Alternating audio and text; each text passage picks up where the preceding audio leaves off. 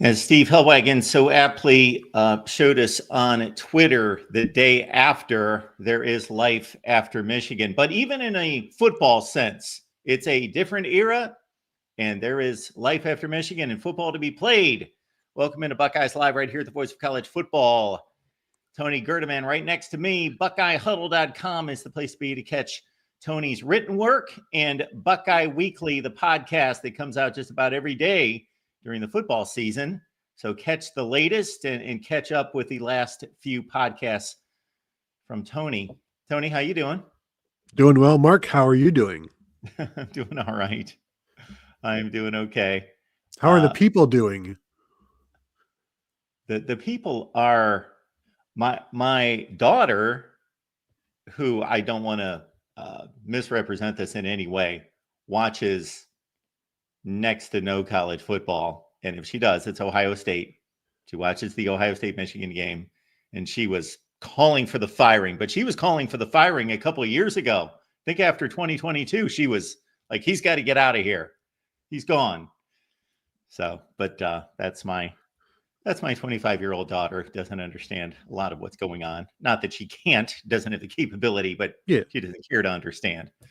But oh yeah, all sorts of people. I'm sure you've heard from the people that even if they win a national championship, Ryan Day should be fired. Now that's out there. The emotions that come after this, and it is interesting to where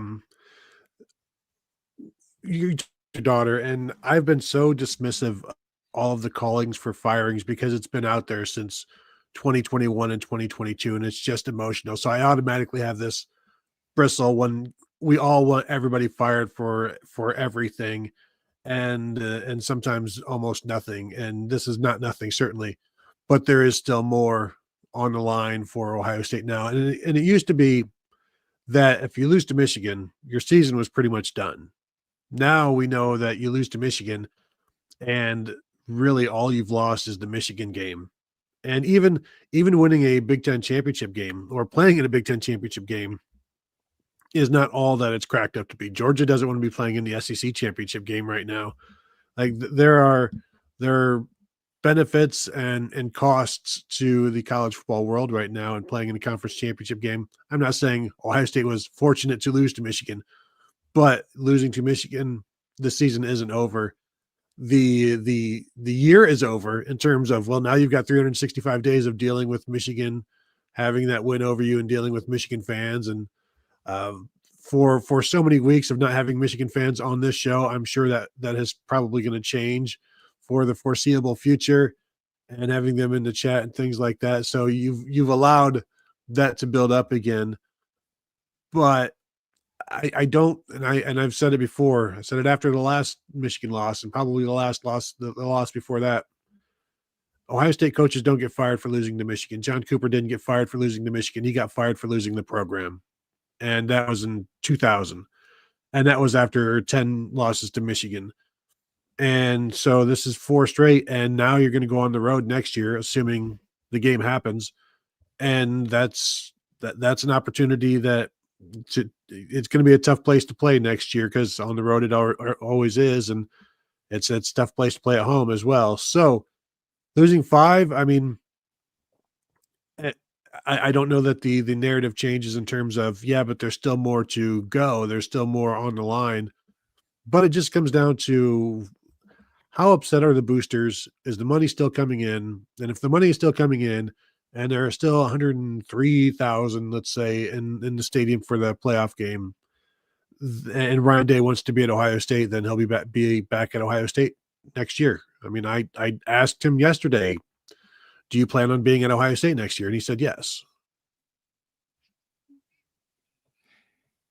Yeah, and I don't want to claim like I'm viewing this always from the most logical, just this wiser than beyond anything perspective.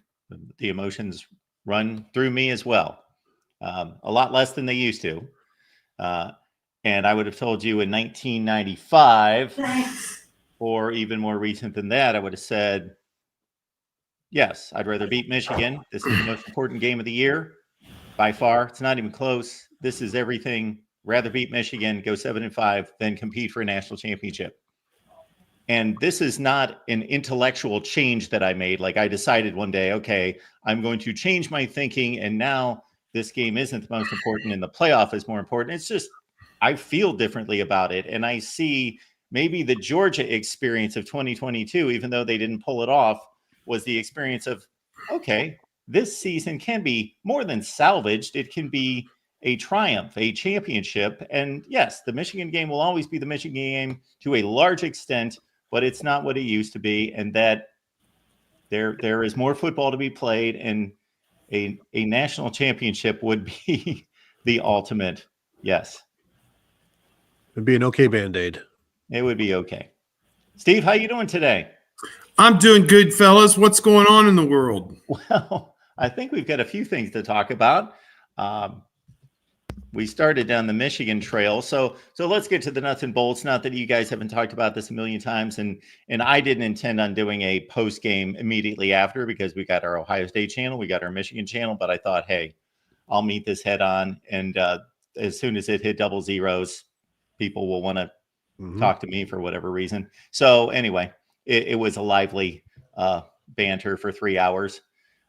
Could have went on forever, but I wanted to watch more football. But you guys had to drudge through the whole misery of the 3.5 hours and then the post game. And my goodness, I know that I made a statement to you, Tony, to give us an idea of what that stadium would feel like if Michigan scored first, which of course they didn't, but they took a lead. And then it almost had the feel of the Michigan State game of 2015, when you know it's this slow plodding field position game. Like it was like 1975 in the second half, that once Michigan tipped the field and it just was played on that end of the field the entire second half, like there's no getting out of this, and this is what it's going to be. Like that Michigan State game where it hit like the 4 or 5 minute mark as soon as Ohio State punted, and it was like, this game's over, because they can't get the ball back and they're just going to kick a field goal and walk off the field. And that's what this turned out to be.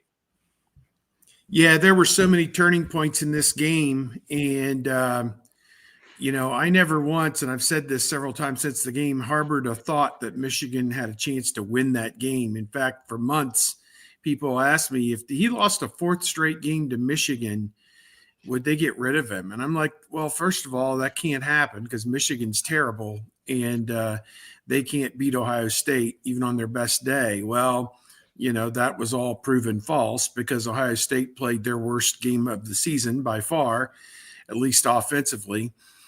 Defensively, and this was kind of hilarious, Ryan Day in his comments when it switched, he did a press conference yesterday. First 20 minutes were recruiting, and the next 30 minutes were all football.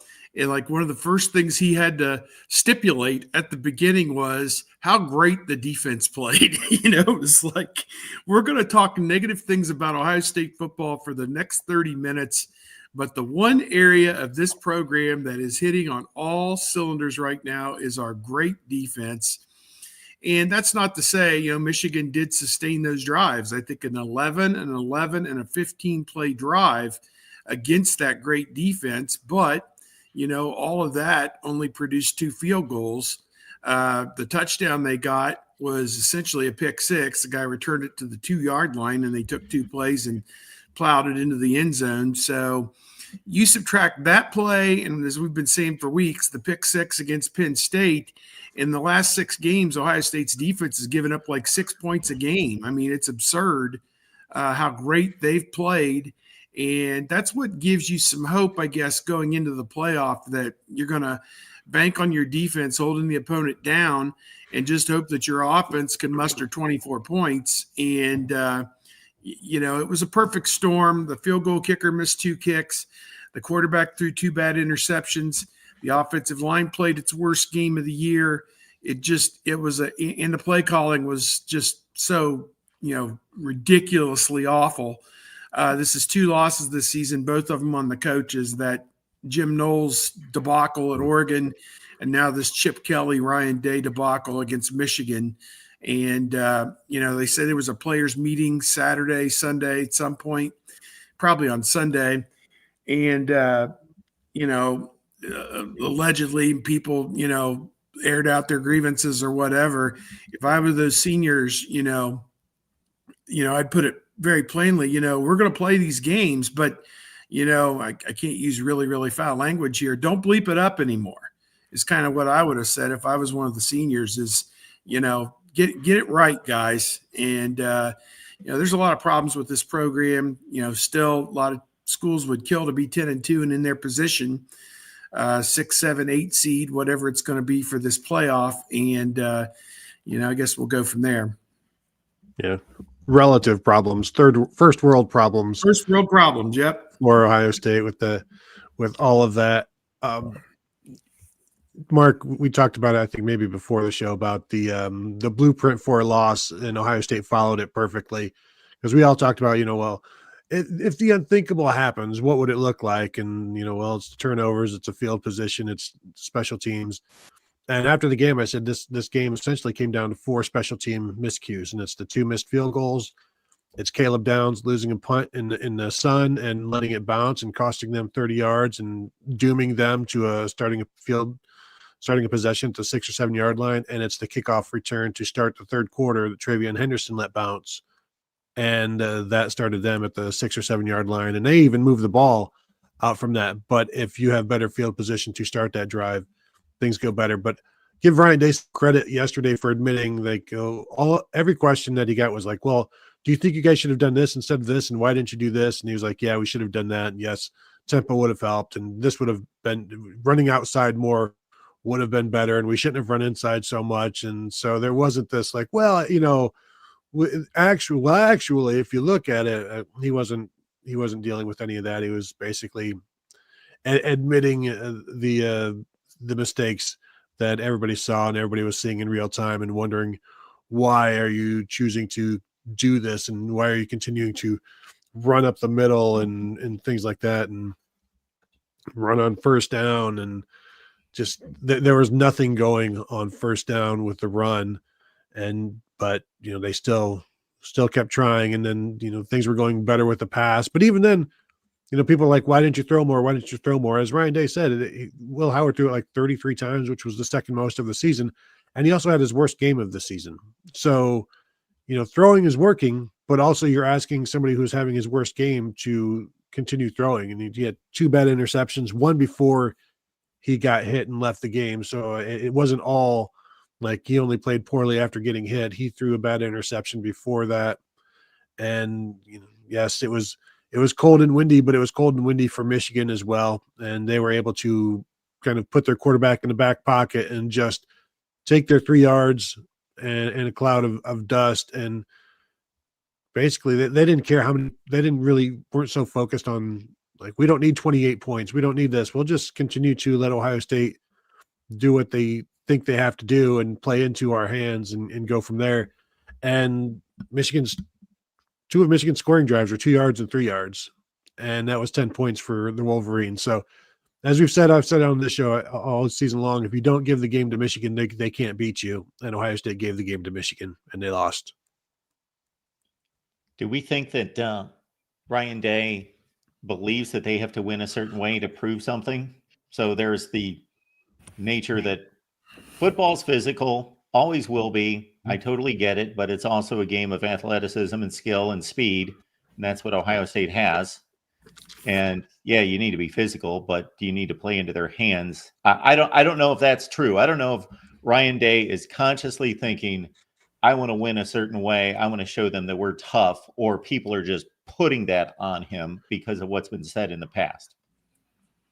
Yeah, that's a good point. He's talked a lot about toughness and, physicality and, all these other things, and preparing for 365 days to play Michigan and so on and so forth.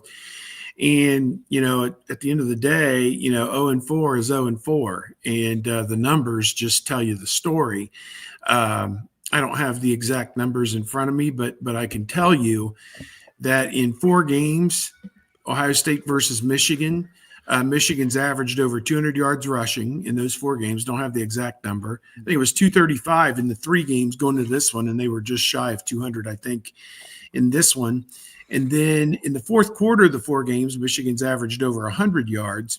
By contrast, in the entirety of the 4 games, Ohio State has averaged 100 yards rushing. So Michigan in the fourth quarter is averaging what Ohio State is getting in the entirety of the game. So yeah, it's not good, obviously, and what they're trying to do is not working. So that was my question to him, which is kind of a difficult situation. You're still in season. So you can't sit there and say, okay, at the end of the season, we're going to can the offensive line coach and we're going to, jettison 6 of these offensive linemen and we're going to go buy up a new starting offensive line and all these other things. You can't do that because you're still playing games. At least one more game on the, what would be the 20th or 21st, I guess. So I asked him, though, when the time comes, are you going to remake this program so that you're capable of winning Big Ten games in November, i.e. the Michigan game? And that's, obviously not where they're at right now.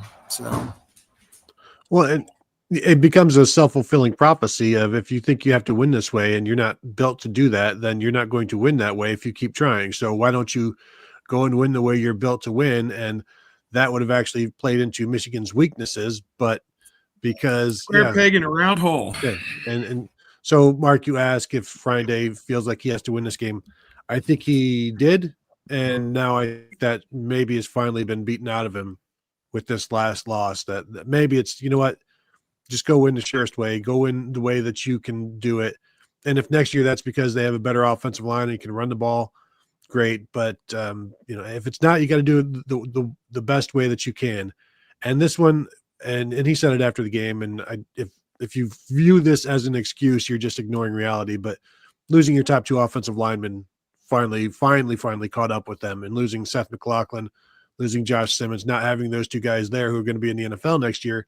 Yeah, that's an issue. And they weren't able to run as well as they needed to.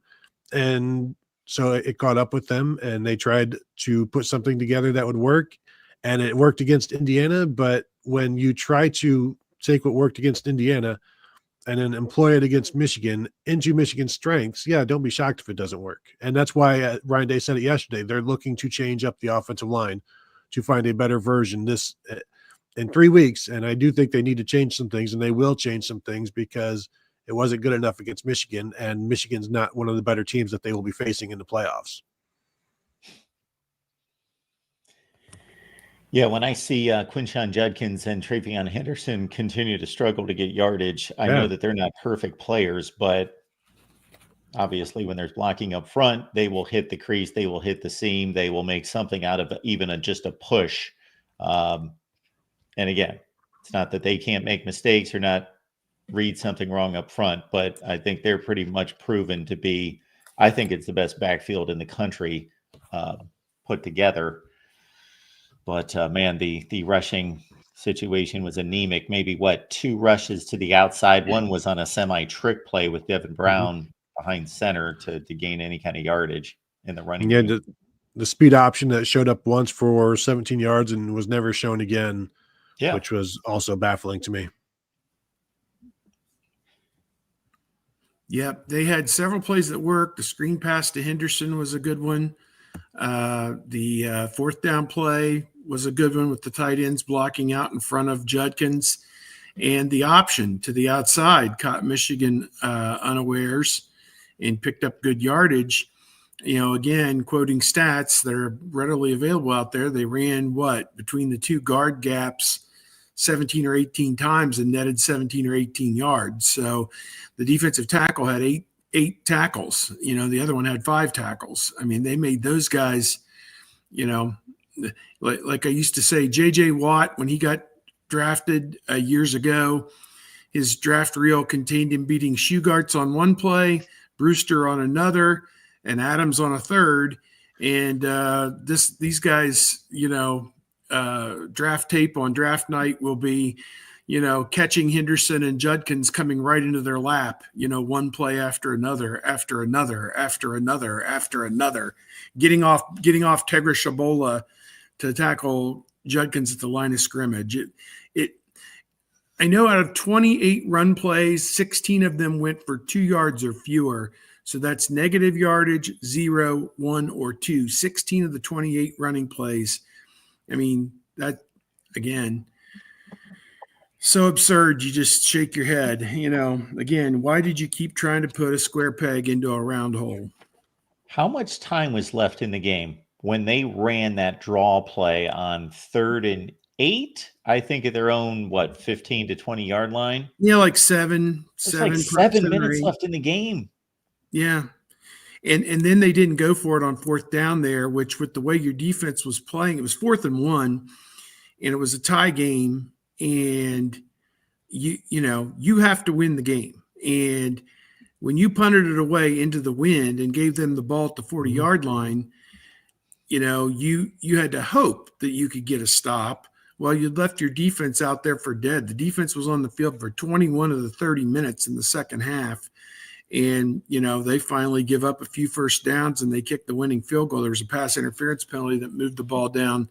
So it was a chip shot. So, you could have forestalled the inevitable and, given them the ball at the 15, 20-yard line, whatever it was. And then whatever happened at that point would have happened. I think you put that defense out there believing they're going to keep them out of the end zone and hold them to 3.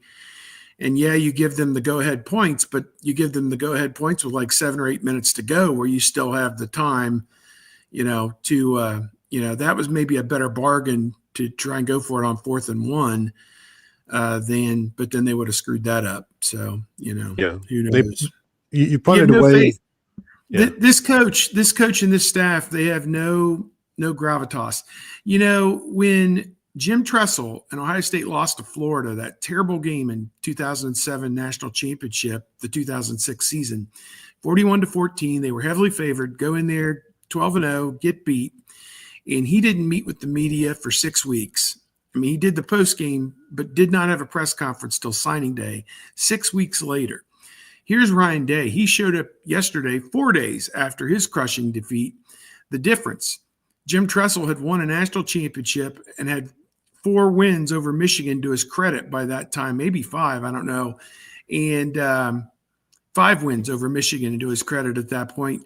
So he had the gravitas. He had the capital in the bank that he could do that. He had the faith of the fan base that, yeah, okay, that's a huge setback, but this guy knows how to win. And he did continue to win for the next several years. And with Ryan Day, that, if this was the British, Parliament, there'd be a vote of no confidence, at this point, based on what we've seen. And again, when you run the ball in that situation, if it's the second quarter, and let's say you just think that your offense is a bit dazed and your quarterback's a bit confused, and you just want to say, you know what, we got a defense and it's a tie game in the second quarter. Let's just punt the ball back, play some defense, regroup, that sort of thing. Let's not make a big mistake on our own end. But there's 7 minutes left in the game. You're going to have one more possession in this type of game until you have given up the ball and you don't trust a senior quarterback and all those receivers to pick up. And again, if you're running that play and you're on the other side of the 50, you're at their 40 or 35-yard line and you're setting up for a 4th and short, fine, or trying to set up for a 4th and short. But man, that was just mind-blowing. Well, and rarely do you see a quarterback go for it at their own, 22 or whatever like that would have been. And I think we saw Dan Lanning do something similar last year and lose to Washington. And coaches are so risk averse. But in punting, you're punting the ball and it's not going to go far. And you're giving Michigan the ball 2 plays away from field goal territory with a guy who can make it from 60, basically. So you're essentially giving up 3 points. And if you don't believe that Michigan can get into the end zone, which I'm pretty sure they felt like Michigan can't get into the end zone, then yeah, that's a play where you got to factor on all of the things. You can't just rely on analytics. No, you don't go for it here. You rely on the situation and you look at it and you look at what your offense has done, knowing that you're going to need to move the ball downfield. And if you give up a field goal, you also know that you're going to need probably to score a touchdown because of your field goal kicker having some issues earlier in the game. So, like, are you relying? How close do you need to get for you to feel comfortable kicking a field goal to tie the game? Do you need to get inside the 20? Like, how close? Because he'd already missed a couple from close range. So at that point, it's probably, and this is all hindsight, and of course, people are saying it at the time as well because we're not the coach and we're not the one risking everything. And it's, as John Cooper used to say, they want to play poker with my chips and things like that. We're all playing poker with Ryan Day's chips and saying, just go for it. You're going to get it. And then if you don't, you're like, what the hell are you doing, you stupid idiot? But again, that's one where I think the defense would have held up, forced a field goal, and you'd be in the situation that you were anyway with 5 more minutes to play. So, the running game, the Quinshon Judkins did have a run right up the middle, I think in the third quarter for 17 yards, and that was with Mason Graham on the bench. And that was on a first down. And I charted all of the first down runs. And I'll give them to you right here. There are 14 first down runs for 32 yards. And they go 0, 0, 0, 15, which was the speed option. Then -1, 2, and 2. And those are all in the first half. Then the third quarter, it's 1, 3, 17, which is the run right up the middle with Mason Graham on the bench. Then it's 3, 5, 0. And then the fourth quarter, it's 1 for 5. And the passing was more successful as you might expect on first down, but a lot of wrongs that they'll be looking to right next year. But next year is 360 days away. Yeah, Chip Kelly hired to take over the offense, which I was fully invested in. Bill O'Brien before that, of course, was the first choice, but Chip Kelly. And that Ryan Day could be focused on the game management. There's obviously speculation and maybe even more than speculation about how the game plan was wrestled back and forth and the play calling and who truly owned the play calling as the game wore on. And then Ryan Day, who's supposed to be focused on the game, obviously makes the blunder with the timeouts in the final 90 seconds of play as well. So... David asking why hasn't Chip Kelly answered any questions? We didn't get either of the coordinators after the game. And we thought the better thing to do, instead of spending 40 minutes talking about Michigan and only 20 minutes on the recruiting class yesterday, would have been to have the head coach and the coordinators earlier in the week on Monday or Tuesday to just get this over with and, rip the Band-Aid off and talk about it so that you can move on. Instead, the next time we talk to Chip Kelly or even Jim Knowles, because Jim Knowles, again, no punts in the fourth quarter against Michigan, even though it's not like they were giving up points, but they couldn't get off the field when they needed to. So that's going to be a question that needs to be answered, and many questions that need to be answered. And Chip Kelly, the next time we see him, I don't know if we'll get to see him on signing day or next signing day, or we'll see him some point. We'll talk to Ryan Day on Sunday. We might not talk to anybody else until who knows one of these weeks leading up to the home playoff game. But it's like they're going to be prepping for Tennessee, and it's like, Chip, about this Michigan game plan. Like, what was going through your mind? It's like, yeah, I'm on to Tennessee, and that's the way it's going to go, I bet. Yep, that sounds like the formula right there. Well, we appreciate you being here at the Voice of College Football. Of course, we got Tony Gerdeman here from the Buckeye Huddle. BuckeyeHuddle.com is the place to be there to catch Tony's work. And Buckeye Weekly's the podcast right here on YouTube. And for Steve, it's Bucknuts.com, 247 Sports. Steve, what's the latest work that you've thrown out there? Well, we had a lot of stuff up yesterday about National Signing Day. We ran Coach Day's press conference, the video. We have a transcript of everything he said about the recruiting. Dave Biddle did a story about everything he said about the football. So, there's a lot of stuff out there right now. And again, it was a very eventful day for them with the signing day. My dogs are barking, so I'm going to mute. We'll go on to Tony here. Tony, what's going on with your work these days? Yeah, I just dropped a story on Tavian St. Clair, Ryan Day, talking about the 5-star quarterback. And it used to be big news when Ohio State would land a 5-star quarterback, the number one quarterback in a nation, according to Rivals, a top 5 quarterback, according to all 4 major recruiting services. So just talking about how he's been around forever and always wanted to be a Buckeye, and, didn't cost Ohio State $12 million to lure him in. And, just a guy who wants to play for Ohio State and now will get an opportunity to do so. And then, we've been dropping podcasts, reactions from what Ryan Day had to say yesterday. And then we should probably do something on the recruiting class here shortly. And then, of course, there's all kinds of stuff going on the Buckeye Huddle message board that we're talking about with the Michigan game fallout, the emotions running high, things of that nature. So you can find that at buckeyehuddle.com. Very nice. Speaking of which, of course, we've got the 2025 class. And as is customary with Ohio State, they pretty well had it locked down going into National Signing Day and let the SEC elite battle it out and move forward and grab Oregon. a few more slots in the rankings. But got a flip from UCLA, and also, of course, lost the cornerback to Oregon. So, Tony, your assessment of the comings and goings under the wire there on National Signing Day? Well, it would be much better if they can end up getting David Sanders, the tackle out of North Carolina, because again, they're short on numbers on the line of scrimmage, and that's both offensive line and defensive line. They've lost some commitments. They were able to get one and flip one, as you said, but up front, 3 offensive linemen in this class. I think 4 in the last one, 3 or 4 in the last one. Like they need more numbers. They need to hit the portal, but Tavian St. Clair, first quarterback Ohio State has signed from Ohio since Joe Burrow.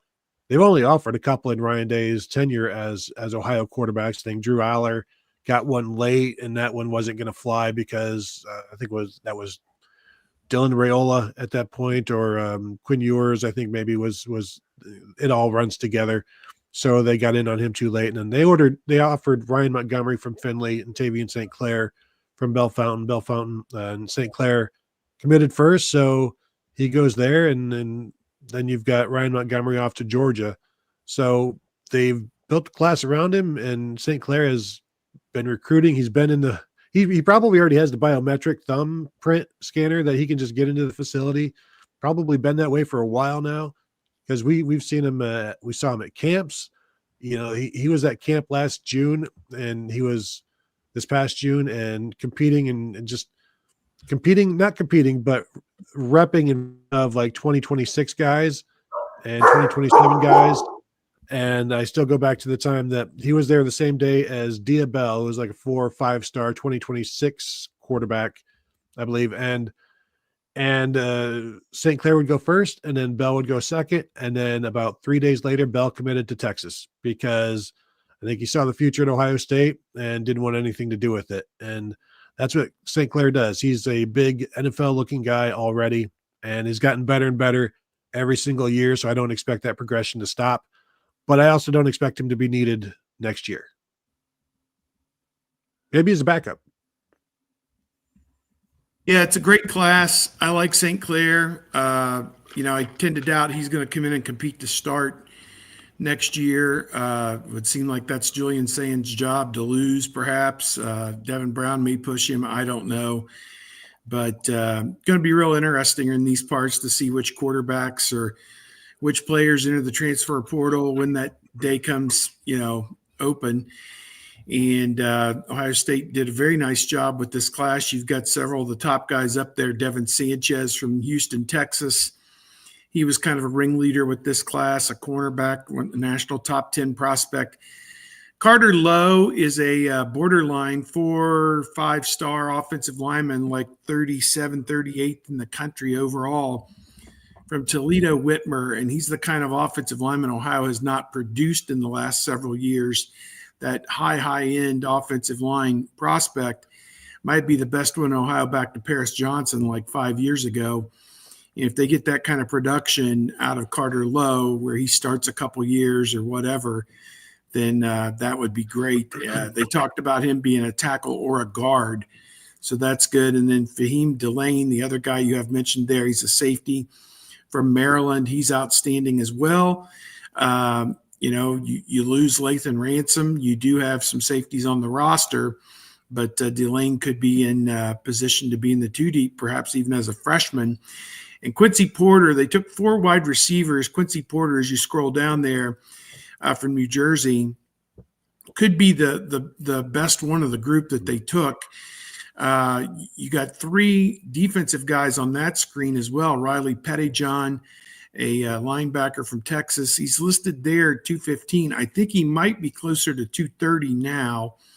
And then the 2 edge guys, Zion Grady from Alabama and Epi Satanale, I guess is how you would say that. They flipped him from UCLA.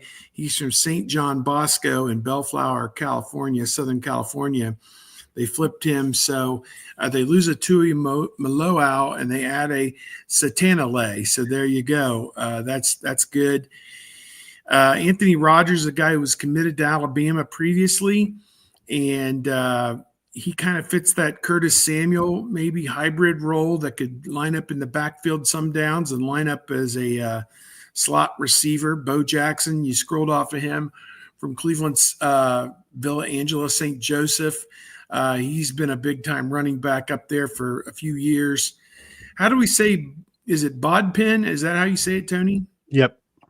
Bodpin Miller. Mm-hmm. Very intriguing player, 6'4", listed here 180. He's probably bigger than that now, from Ontario, which is in the Mansfield area, which is halfway between Columbus and Cleveland, and kind of in the same general area maybe that the Cade Stover was from, Lexington, kind of that same, I don't know if they're in the same league or what, but he is a Mr. Football finalist, which that award is probably dropping sometime soon.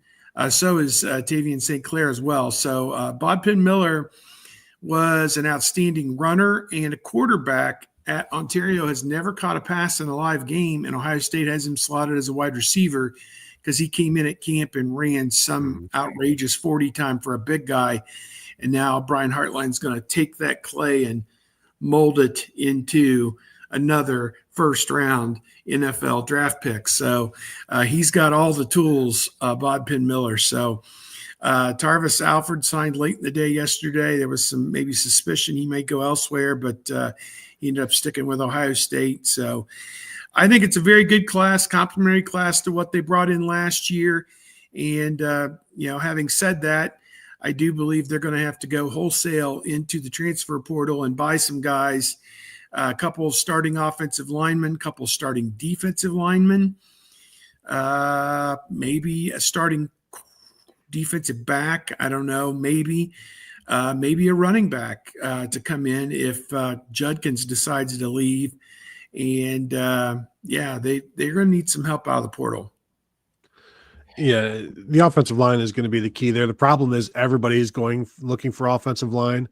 Even if you don't need them, you still want them, and this is not just going in off the shelf and I'll take one of these and I'll take 2 of these. This is the doors breaking open on the wedding dress store video that we've all seen, where everybody's trying to get in. This is Black Friday, where everybody's trying to get one television and fighting each other for it and injuring each other for it. So that's the situation with the offensive line right now, but you've got to get them. And if you go into next season with what you've got on the roster, you're going to have some issues running the ball, and you're going to have some issues protecting the passer, because I don't know that there's necessarily a left tackle on this roster just yet. They're a little ways away, but I like the 3 running backs they got, and they're building that back up, that depth. And I do wonder if you've got 2 first-year guys and then 3 first-year guys next year.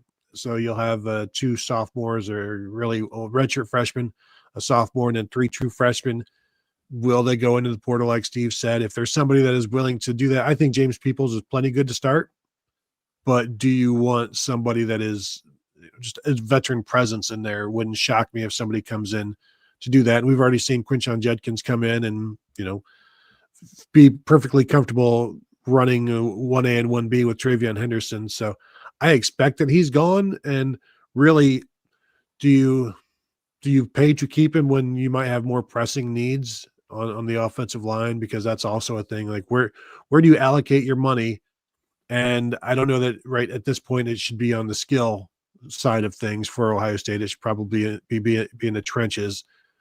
And because if you're Ohio State and you can't, like, you should have enough good running backs if you're the Buckeyes, with Peoples and Sam Williams-Dixon and whatever else you bring in this 2025 class. I like Isaiah West. People love Bo Jackson.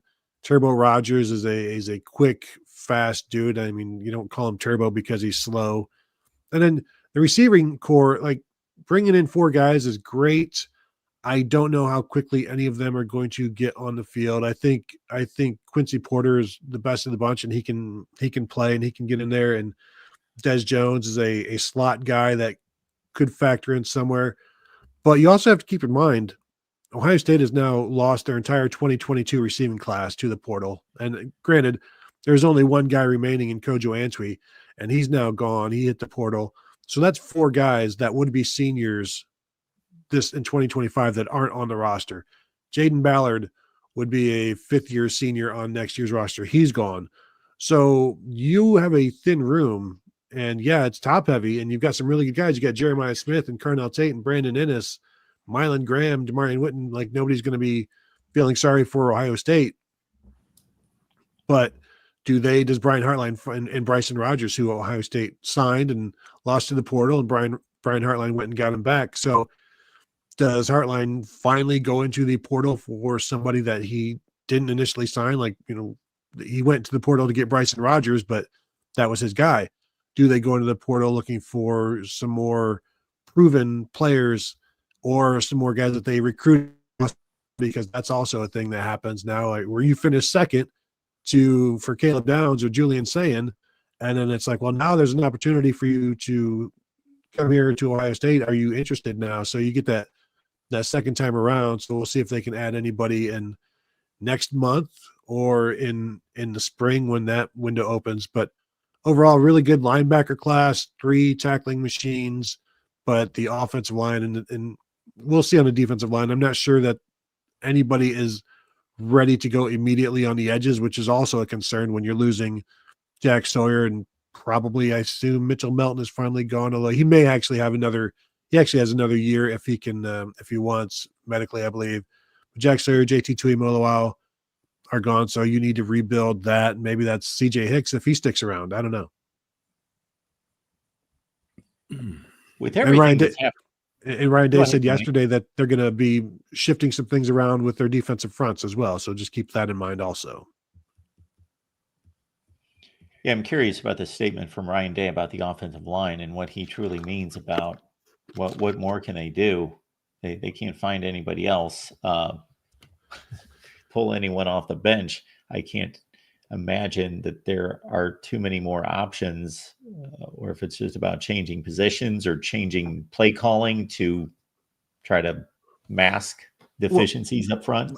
Like, even if they don't add anybody, I'm trying to think who their left tackle would be next year, and it's going to be like a competition between Zen Mahalski, who would be in his 4th or 5th year next year. So that, like, he's got experience, but yeah, and he has not played.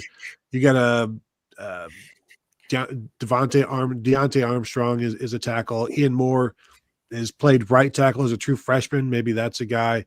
George Fitzpatrick has been the backup right tackle this year. So these are all guys, none of whom have played. Maybe Luke Montgomery gets involved again. He played right tackle as a true freshman. So it's a lot of right tackles and guards that you're looking at in terms of who is going to play left tackle. And that, frankly, that's who they had playing left tackle once Josh Simmons went down. So, and hell, Josh Simmons only played right tackle at San Diego State, and they went to the portal and made him a left tackle and got a lot out of him and helped turn him into an NFL possible first rounder. But David Sanders, if they sign him, he's not coming in and starting from day one and being any good. So, I mean, that's not the cure either. That would be nice to have, but it's very, very rare that your true freshman left tackle is. He's not going to be Orlando Pace, and he's not going to be Corey Stringer. Just put it that way. Michael Jordan, yeah. And they played in a guard. Football, Michael Jordan. Yeah. Very rare. Well, as we close this thing out, we've got a number of directions to go. We've got plenty of time to talk about a first-round matchup that, of course, we don't know about. We can only speculate. Tennessee's out there and other teams, and where Ohio State's placed in the playoff situation. I do think that this Big Ten championship result could make for an interesting comparison between Ohio State and Penn State that the committee will need to determine. Because on one hand, they're telling us that the championship games aren't going to hurt anyone, that they're not going to knock anyone. But Penn State loses that game by 2 or 3 scores. I got my visual aids. Tony saw this last night. I think I texted it to him, and you probably can't see it all that well, but not quite. I did the 4 different scenarios: Oregon and Texas win, Oregon and Georgia win, Penn State and Texas win, or Penn State and Georgia win, the 2 underdogs. And I had on one of them, if the favorites win, I have Ohio State as the 6th seed because I believe Penn State at 11-2 and a loss to Ohio State would drop below Ohio State. And Georgia with the loss would pick up their 3rd loss, and that would drop them below Ohio State. But they would stay ahead of Tennessee, which is 10-2, because they beat Tennessee head-to-head. So to me, that makes sense to me to put it that way. Oregon, Georgia, and if they're the 6, they would play the 11, which on my list is Alabama. So you'd have a 6-11 game with Alabama. I have Indiana as the 10 and Tennessee as the 9. And then if Oregon and Georgia win, well, then that drops Texas, obviously, from the top 2 down to number 6. They would fall below Notre Dame. Notre Dame would be the 5 at 11-1, Texas 11-2, Ohio State 10-2, Penn State 11-2, Tennessee 10-2, Indiana 11-1. So you'd have a 7-10 matchup with Indiana, and that is the same scenario that would happen if Penn State and Texas win. So Oregon would drop to the 5 in that case, and Penn State would stay at 2. And then the interesting one is if the 2 underdogs win, Penn State and Georgia, and they both stay above Ohio State in the final seeds and rankings, then Ohio State would be the 8 seed, 10-2, playing Tennessee, the 9 seed, 10-2. That's how I looked at it. I have both of them, if they lose, going below Ohio State. And I just think, one, Ohio State beat Penn State head-to-head, and they'd have the same number of losses, and then Georgia would accumulate a 3rd loss. I take when they say they're going to protect the teams in the championship game to say you're still in the playoff, at least the AC or the SEC and the Big Ten. Where we run afoul of this is with SMU and Clemson. What happens there? Because they had SMU, at the 8 or 9 in the poll, 8. And to take them completely out of the playoff with a loss to Clemson, which would just be their 2nd loss, I don't know. And that may bump Alabama out of the they'd catch a lot of hell if they did that. So, It should. You think Alabama's the better team than SMU? Played a tougher schedule, but no, I'm saying Alabama should be bumped for SMU. But they've already bumped Miami for Alabama, so I don't think we should expect the ACC to get any benefit of the doubt over the SEC at this point, based on the whole Miami and Alabama thing. And that's we've seen the ACC commissioner and the Miami AD and people like that going crazy about all of this, which has been kind of fascinating to watch. This popularity contest that we all expected would happen, but we all agreed to it. This is all much better than the 4 team because you've got a much better opportunity to get into it. So there's always going to be somebody unhappy, but there's more people happy than unhappy. That's just my surmise here. I'm not saying if somebody told me that if those 2 teams, Penn State and Georgia lost, they'd stay ahead of Ohio State and gave me a good reason why, then I could be persuaded. But, you know, to me, Ohio State beat Penn State on their field head to head. And, you know, Georgia with 3 losses, you know, even though one of them's a championship game loss that Ohio State's not playing, you know, I don't know. The argument over Penn State is even deeper than that. So the head-to-head is the obvious point and the most important point, but it's unlikely that Penn State's going to lose as close a game as Ohio State lost to Oregon. And even if they it can't be any closer. Yeah. So I guess if we see Drew Aller sliding at the 30-yard line with, you know, no time left, Right. okay, we can say. And then even then closer. you can say, well, the game was in Indy. It wasn't at Autzen Stadium. They got So 4 yards closer. Yeah. it is virtually impossible that they can be as close to Oregon as Ohio State. And then number 3, Ohio State beat Indiana, who's the number 3 seed in the conference, and Penn State didn't play that game. Yep. So Ohio State's got better wins. You know, Georgia has a very good resume. So if you did tell me that, you know, that they stayed ahead of Ohio State and told me why, you know, let's say they lose by, you know, 3 points to Texas, which would be Texas coming back to beat Georgia after losing to them on their field. I would, you know, I'd say, okay, if that's how you want to go with it. I'm not married to this. It's just how it kind of clicked in my head that to my just looking at it very superficially.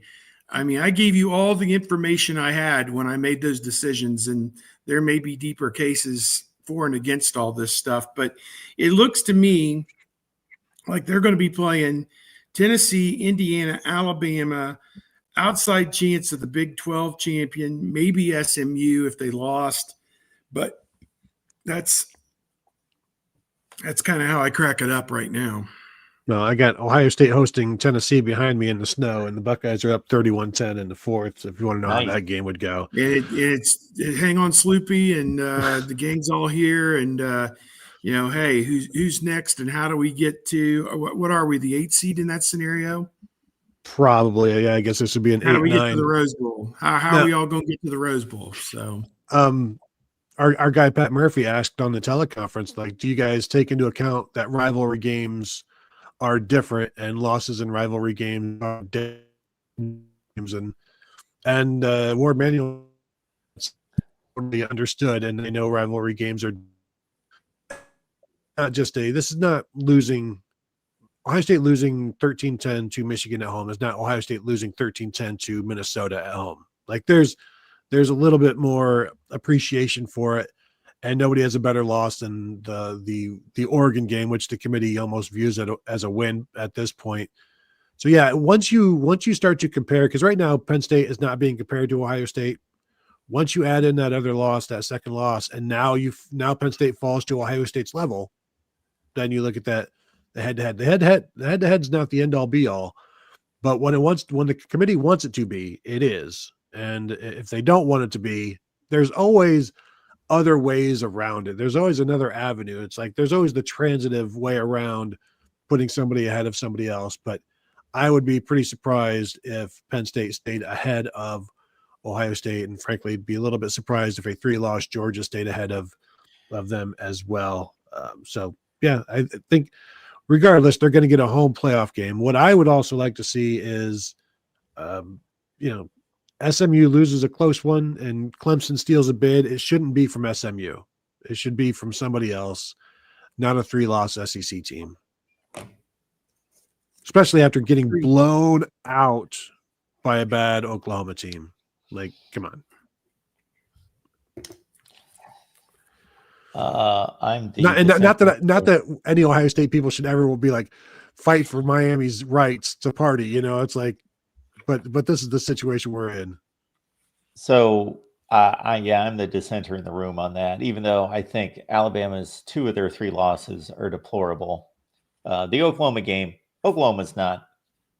Oklahoma is whatever. They're Washington. They're whatever you want to relate them to in another conference. They've got an excellent defense. They've got a horrific offense. But it was the manner of the loss. You score 3 points. it's just horrendous. And then of course the Vandy win looked okay for a few weeks. It looked even better for a few weeks. Like, oh, this Vandy team's really good. Well, they're not that good. They're an all-time Vandy team, but they're not a good team either. So those are two bad losses. But the Alabama resume to me is still better than Miami's. They just have such better wins to me. Well, and this was a contention from an Oregon writer on that teleconference talking about Miami's resume and how their resume is now set according to the committee. And they're like, yeah, but what happens if in the final rankings you have two more ACC teams like Duke or somebody else jump in because other teams drop out? So now Miami has two more ranked wins, and now they have more ranked wins than Alabama. And the writer and Ward Manuel just kept going back and forth. It's like, no, that's already factored in. It's like, how can you factor it in if they're right now the wins, but they could be? And it's like, they weren't willing to hear that. Miami is done, barring anything pretty much unforeseen. I think Miami, like, as they said, two teams that are not playing won't jump over each other. Basically, you can't jump over Alabama at this point.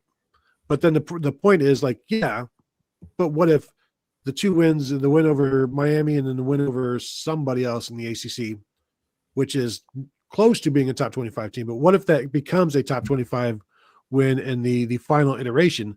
Then the resumes have changed.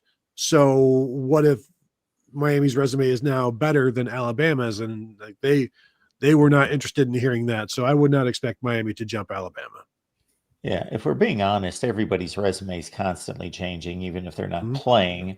I think the committee is trying to cover itself and give a good look by sandwiching Miami in after Alabama, but ahead of the other two SEC teams to make it look like, well, no, this is not an SEC bias. We just compared Alabama and Miami. When in fact, if you really look at Ole Miss, South Carolina, and Alabama's credentials, their resumes, they are so comparable. They are so close. I don't know how you can separate those three. Their schedules are so close. Other than obviously Ole Miss went to South Carolina and won by 24 points. So I would never lift South Carolina past Ole Miss for as well as they've been playing. The oddity of this system came to light in a number of ways, but when Clemson loses a game on Saturday and they wind up in better shape than had they won the game and Miami had won their game, they are presented with a clearer path to the playoff by losing, because obviously it was an out-of-conference loss. And the other thing that's going to be interesting is this Boise State team sitting at 10. This is not the typical Mountain West Conference championship game where a Boise State type team would be at 10 or 15 and playing a Mountain West Conference team that's nowhere close to the top 20. They're like 9-3, but not getting any consideration. They're playing the number 20 team in the country. So how would Arizona State, let's say at 15, or Clemson at 17, be able to move up 6 or 8 spots to bypass Boise State by just defeating the number 16 or the 18 when Boise State's playing the number 20 team? Is that much more significant of a win to justify that leap? No. I think the other question is, can UNLV with a win jump the Big 12 in there? And they would have the better win, but they probably have worse losses. But in that situation, the committee can pretty much justify whatever they want. They can make whatever decision, and that can be justified. That's where I like to be, where I can make whatever decision I like and it can justify it any way I like. That it's kind of a no fuss, no muss situation a lot of times. It will be something. Well, I think it's a lot of fun, and it's interesting to conjecture. And yes, there are going to be 2 or 3 teams that have every right. Well, I don't know if they've got the right, but we will have the right to evaluate that. Yeah, they got screwed. They could have been in it. But hey, when it's up to 12, if you can't get the job done at that point, then you've got nothing to complain about. Right. But I do think that South Carolina and Ole Miss are probably two of the top 12 teams in the country. But you got to win the games. Got to win the games. All right, guys. Appreciate you knocking things out for us again this week. And we will make it back here next week, everyone, most likely on Wednesday at 11 a.m. Eastern time. Tony, when's the next podcast drop? I don't know. Maybe tomorrow, maybe Saturday. Just give me a couple of days off, Mark, please, before you're you getting start a couple days off. That's not like you. Well, not real days, just podcast days, and then Okay.